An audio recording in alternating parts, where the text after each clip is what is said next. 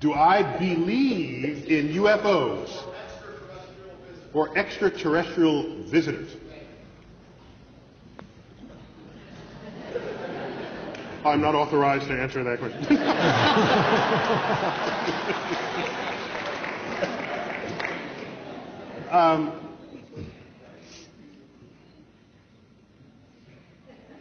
Where shall I begin?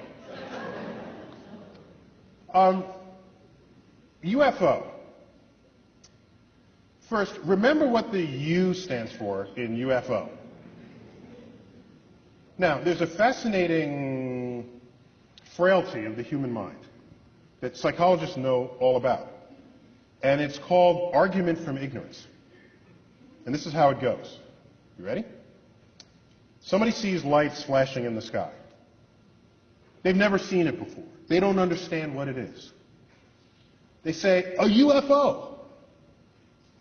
The U stands for unidentified. So they say, I don't know what it is. It must be aliens from outer space visiting from another planet.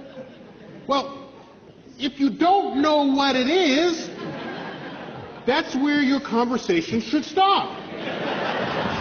You don't then say, it must be anything. Okay? That's what argument from ignorance is. It's common. I'm not blaming anybody. Psychologists know all about it.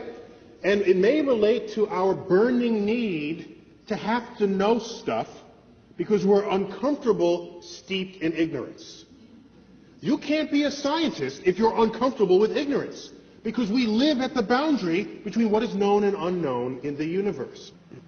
The public, it appears, seems to have this burning need to have an answer to what is unknown. Second, we know, not only from research in psychology, but simple empirical evidence in the history of science, that the lowest form of evidence that exists in this world is eyewitness testimony.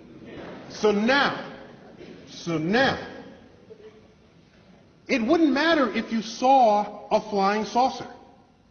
Even if you have something less controversial than a flying saucer. If you come into my lab and you say, you got to believe me, I saw it, and you're one of my fellow scientists, I say, go back, go home. Go back until you have some other kind of evidence that's not just you saw it. Okay? Because human perception system is rife with all ways of getting it wrong. Okay? But we don't like thinking of ourselves that way. We have high opinions of our human biology when in fact we should not. I'll give you an example of how it reveals itself. We've all bought and enjoyed books called Optical Illusions, right? Well, we all love optical illusions, but that's not what they should call the book. They should call them brain failures, okay? That's what it is. It is a complete failure of human perception, all right? All it takes is a few sketches that are cleverly done. Your brain can't figure it out, all right?